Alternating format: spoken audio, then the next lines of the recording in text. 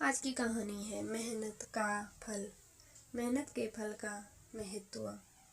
एक नगर में प्रतिष्ठित व्यापारी रहते थे, जिन्हें बहुत समय बाद एक पुत्र की प्राप्ति हुई थी, जिसका नाम चंद्रकांत रखा गया था। चंद्रकांत घर में सभी का दुलारा था। अति कठिनाई एवं लंबे समय इंतजार के बाद संतान का सुख मिलने पर घर के प्रत्येक व्यक्ति के मन में व्यापारी के पुत्र चंद्रकांत के प्रति विशेष लाड प्यार था, जिसने चंद्रकांत को बहुत बिगाड़ दिया था। घर में किसी भी बात का अभाव नहीं था। चंद्रकांत की मांग से पहले ही उसकी सभी इच्छाएं पूरी कर दी जाती थी।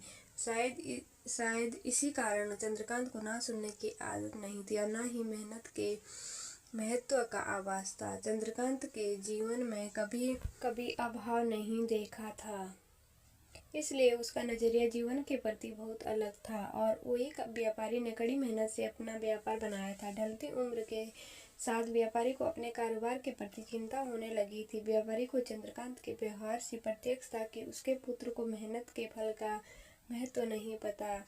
उसे आभास हो चुका था कि उसके लाड प्यार ने चंद्रकांत को जीवन की वास्तविकता और जीवन में मेहनत के महत्व से बहुत दूर रख दिया है। गहन चिंतन के बाद व्यापारी ने निश्चय किया कि वह चंद्रकांत को मेहनत के फल का महत्व स्वयं सिखाएगा, चाहे उसके लिए उसे कठोर ही क्यों न बनना पड़े। व्यापारी ने चंद्रकांत को अपने पास बुलाया और बहुत ही तीखे स्वर में उससे बात की। उसने कहा कि तुम्हारा मेरे परिवार में कोई अस्तित्व नहीं है, तुमने मेरे कारोबार में कोई योगदान नहीं दिया और इसलिए मैं चाहता हूँ कि तुम अपनी मेहनत से धन कमाओ, तब ही तुम्हें तुम्हारे धन के मुताबिक 2 वक्त का खाना दिया जाएगा। यह सुनकर चंद्रकांत को ज्यादा कोई फर्क नहीं पड़ा। उसने उसे क्षण भर का गुस्सा समझ लिया, लेकिन व्यापारी ने ठान रखी थी। उसने घर के सभी सदस्यों को आदेश दिया कि कोई चंद्रकांत की मदद नहीं करेगा और न ही उसे बिना धन के भोजन दिया जाएगा।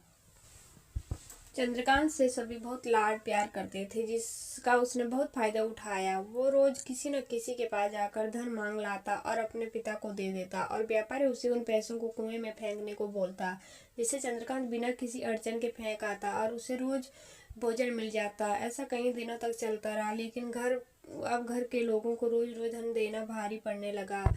सभी उससे अपनी गनी काटने लगे, जिस कारण चंद्रकांत को मिलने वाला धन कम होने लगा और उस धन के हिसाब से उसका भोजन भी कम होने लगा।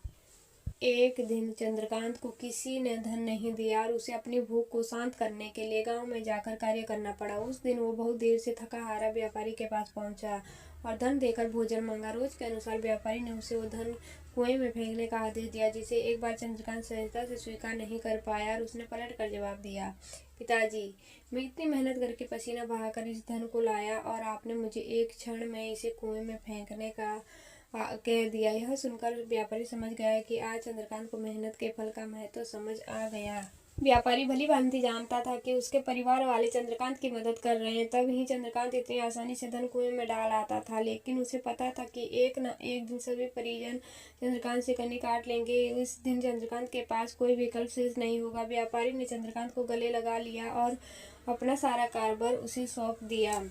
शिक्षा। आज के समय उच्च वर्ग के परिवारों की संतानों को मेहनत के फल का महत्व पता नहीं होता, और ऐसे में यह दायित्व उनके माता पिता का होता है कि वह अपने बच्चों को जीवन की वास्तविकता से अवगत कराएं। लक्ष्मी उसी घर में आती है जहाँ उसका सम्मान होता है।